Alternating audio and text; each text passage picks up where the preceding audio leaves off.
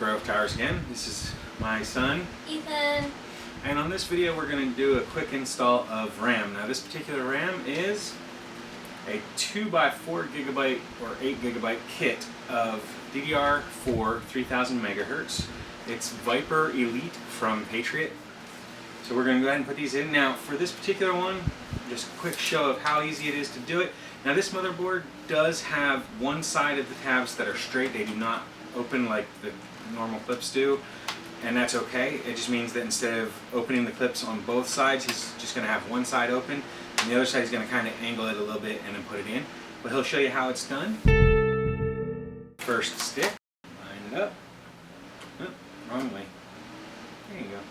Each one's a little bit different. Some will have the logo on the front, some will have it on the rear. So, and push.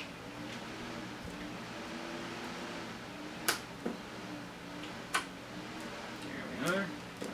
And then it stays in.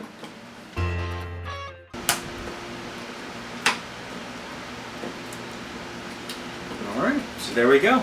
That is how you install RAM in a B350 motherboard that has 4 sockets from Asus, or Asus. I'm not sure how they want it pronounced, but I'm going to say Asus. So there you go.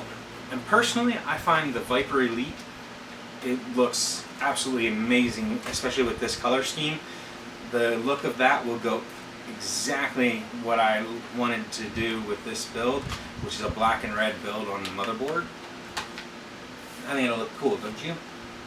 Alright, well, thanks for watching this quick YouTube video.